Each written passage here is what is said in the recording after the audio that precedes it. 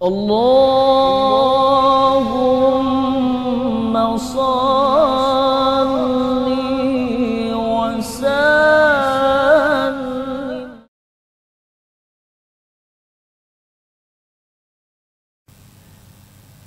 Alhamdulillahilladzi nazzala al-furqana ala 'abdihi liyakuna lil 'alamin nadhira.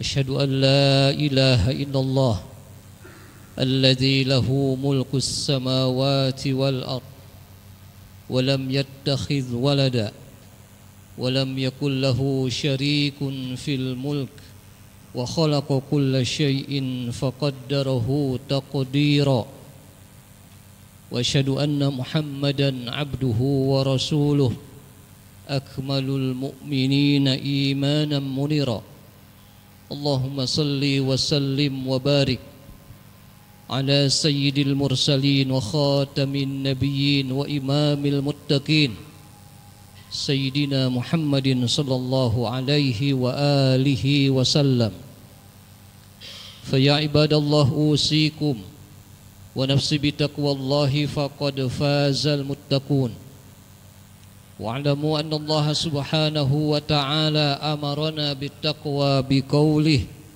يا أيها الذين آمنوا اتقوا الله حق تقاته ولا تموتن إلا وأنتم مسلمون فاتقوا الله يا عباد الله لعلكم ترحمون. Bapak-bapak hadirin jamaah Jumat Masjid Baitur Ridwan rahimakumullah. Pesan pertama dan utama dalam khutbah Jumat ini adalah nasihat taqwa. Marilah bersama-sama terus menerus kita meningkatkan ibadah kita kepada Allah untuk menguatkan keimanan dan ketakwaan kepada Allah.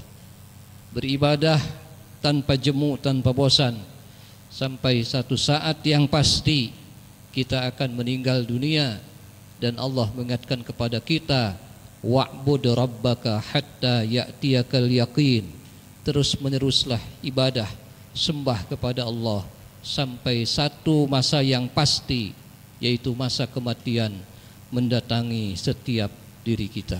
Mudah-mudahan kita terus berjuang untuk beribadah kepada Allah, untuk menjaga iman dan takwa kepadanya. Amin ya rabbal alamin. Hadirin jamaah Jumat rahimakumullah. Dalam kesempatan khutbah Jumat ini, tema yang diambil adalah 3 nasihat Luqmanul Hakim yang diambil daripada surat Luqman ayat ke-13, 14 dan 17. Nasihat Luqmanul Hakim yang pertama, Allah Subhanahu wa taala menyebutkannya di dalam Quran surat Luqman ayat yang ke-13. A'udzubillahi minasyaitonirrajim. Bismillahirrahmanirrahim. Ya bunayya la tusyrik billah innasyirka la zulmun azim. Wahai anakku, janganlah kalian mensekutukan Allah. Siapa saja yang berbuat syirik, menganggap ada Tuhan selain Allah, maka sungguh dia sudah melakukan puncak kezoliman. Kezoliman itu banyak, tapi puncak kezoliman itulah syirik. Sehingga dalam Quran surat An-Nisa ayat 48 disebutkan, innallaha la yaghfiru ayyushraka bihi wa yaghfiru ma duna dzalika liman yasha wa may yusyrik billah faqad iftara itsman 'azima. Siapa saja yang berbuat dosa selain syirik, Allah berkenan mengampuninya. Itu sebabnya kalau ada orang yang bergelimang dalam dosa, tidak sempat bertaubat dari dosanya, dia mati dalam dosa itu, asalkan selain syirik, di akhirat Allah masih berkenan mengampuni dosa-dosanya. Tapi kalau syirik, tidak ada kata ampun, tidak ada kata maaf. Karena itulah nasihat pertama yang diingatkan oleh Luqmanul Hakim dan itu menjadi seluruh misi kenabian dan misi kerasulan para nabi dan rasul yang diutus Allah, selalu mengingatkan ubudullah wala tusyriku bihi syai'a. Sembah hanya kepada Allah, ibadah hanya ditujukan kepada Allah, berdoa hanya ditujukan kepada Allah, tidak kepada selain Allah. Karena itu kita jangan mensekutukan Allah, baik yang terang-terangan maupun yang agak sembunyi-sembunyi, yang halus. Yang halus itu ya, kalau yang terlihat jelas, bagaimana misalkan orang menganggap atau menyembah pada Tuhan selain Allah. Tapi yang halus-halus juga banyak. Misalkan memberikan sesaji-sesaji yang tidak pada tempatnya kepada Allah, kepada selain Allah. Itu juga harus hati-hati, jangan sampai perkara-perkara demikian merusak daripada akidah, merusak daripada kemurnian akidah Islam.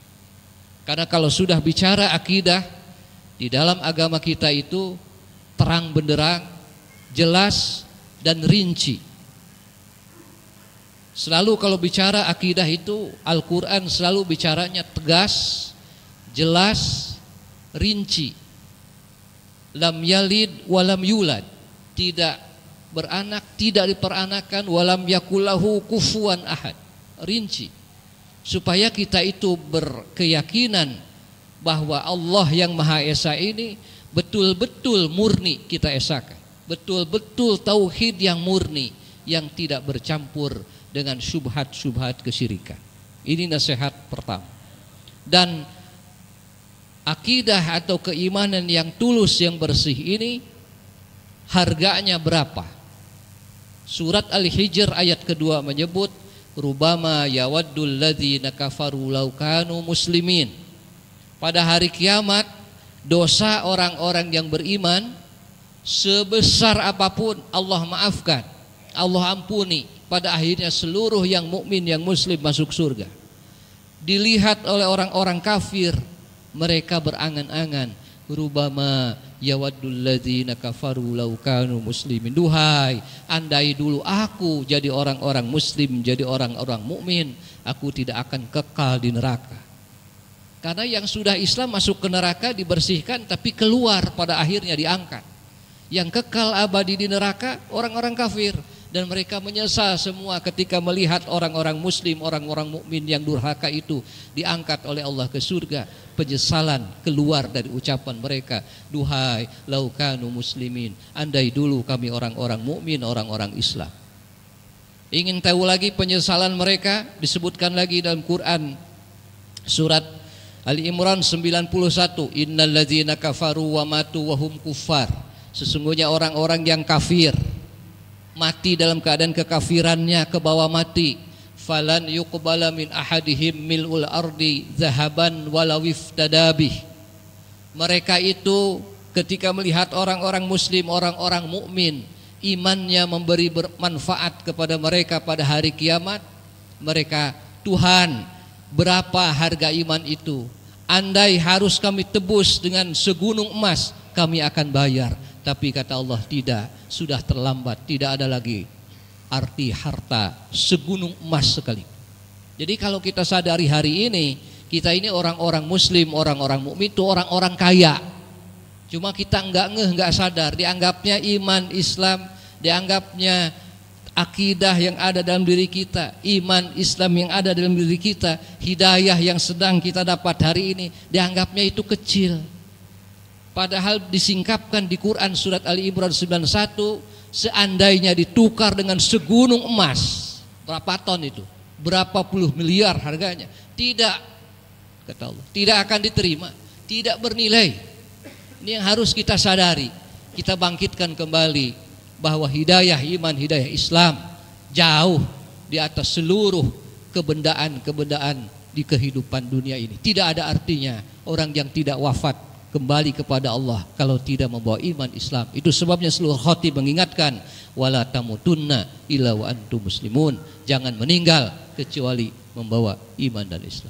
Wasiat dan nasihat kedua Sayyidina Luqman yang diabadikan dalam Quran surat Luqman ayat ke-14, wawassainal insan biwalidayhi ihsana. Kami mewasiatkan kepadamu dan kepada seluruh manusia agar berbuat baiklah kepada orang tua.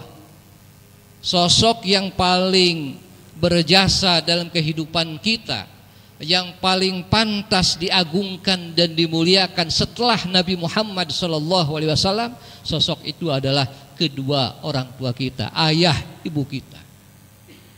Maka di Quran surat Al-Isra Allah mengingatkan, wahfid lahuma janahadzulli minar rahmah. Kalau di hadapan orang tua harus memberikan kasih sayang. Wa qur rabbighfirhamhuma kama rabbayani shaghira, ucapkan ampunan kepada kedua orang tua andai mereka sudah tidak ada.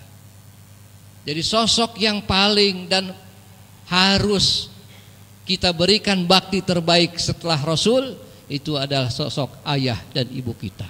Karena itu marilah kita berbakti yang terbaik kepada ayah ibu kita. Tidak ada kata jauh kepada orang tua. Selalu harus dekat di dalam hati kita, sedekat kita kepada Rasulullah Muhammad SAW. Karena ridho Allah fi ridhol walidain, ada dalam keberkahan orang tua.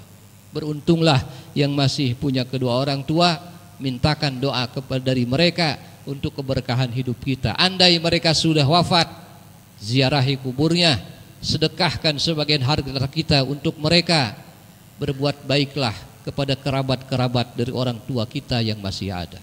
Hadirin jamaah rahimakumullah. Yang ketiga yang diwasiatkan dalam Quran surat Luqman ayat ke-17, nasihat daripada Sayyidina Luqman ini, beliau mengatakan, ya bunayya aqimis shalah, wahai anakku aqimis shalah, tegakkan salat secara sempurna. Itulah makna daripada iqamatus shalah. Di dalam Al-Quran ada perintah salat tapi tidak diawali dengan aqimu. Misalkan surat yang terkenal fasolli li rabbika wanhar. Fasolli, apakah itu salat? Ternyata banyak ulama berpendapat fasolli di situ karena di depannya tidak ada kata aqimu, tegakkan. Salat di situ maknanya doa. Demikian juga di Quran surat At-Taubah, inna fasalli alaihim inna salataka sakanun lahum. Salatlah kepada mereka, maknanya adalah doakan mereka setiap kali mereka yang mengeluarkan rezekinya, baik zakat, infak maupun sedekah. Ketika kita menerimanya, doakan mereka, karena doamu buat mereka akan menjadi sakinah, akan menjadi ketentraman dan ketenangan. Tapi kalau salat yang diawali dengan takbir, diakhiri dengan salam, umumnya di Quran selalu digunakan kata-kata wa aqimus shalah, tegakkan salat. Maknanya tegakkan iqamatus salat itu artinya laksanakanlah salat secara sempurna. Sempurna itu apa maknanya? Perhatikan syarat sah salat, perhatikan syarat sah wajib, perhatikan rukun-rukun salatnya, perhatikan sunnah-sunnah salatnya. Mana yang makruh yang harus dijauhi ketika salat, mana yang haram dilakukan ketika salat, semuanya termasuk pada kata-kata iqamatus shalah. Maka kalau kita merenung di bulan Rajab, bulan di mana Rasulullah diisrakan dan dimi'rajkan, salah satu nilai tertinggi daripada Isra Mi'raj adalah iqamatus shalah, menegakkan salat secara sempurna. Itu sebabnya Sayyidina Umar radhiyallahu anhu pernah mengatakan, kasirun minan nas yusolli wa qalilum minhum yuqimus shalah. Banyak orang salat tapi sedikit yang iqamatus shalah.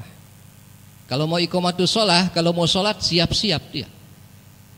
Siap-siap dengan apa? Syarat sahnya diperhatikan, syarat wajibnya diperhatikan, rukun sholatnya diperhatikan. Berarti butuh ilmu.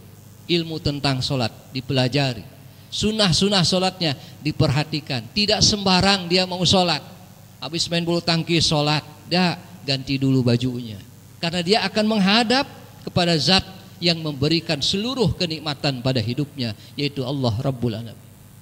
Jadi kalau umat Islam punya kesadaran tentang iqamatus shalah, maka rasa-rasanya akan berujung kepada inna sholata tanha 'anil fahsya wal munkar. Salat akan menjadi pengendali kita, menghindarkan kita dari segenap fahsya wal munkar, keburukan dan kemungkaran yang ada dalam diri kita. Salat akan menjadi pembersih, salat akan menjadi pengendali, pengontrol nafsu kita kalau salat dilaksanakan dengan iqamatus shalah. Mudah-mudahan di bulan Rajab ini kita mampu menjaga salat yang fardu, utamanya secara berjamaah, paling tidak kalau tidak 5 kali sekali, paling tidak sekali sehari itu jangan sampai tidak ada berjamaahnya, supaya kita masuk dalam kategori muqimis shalah, orang-orang yang menegakkan salat. Barakallahu li wa lakum bil Qur'anil azim wa nafa'ani wa iyyakum bima fihi minal ayat wa dzikril hakim wa taqabbala minni wa minkum tilawatahu innahu huwas samiul alim.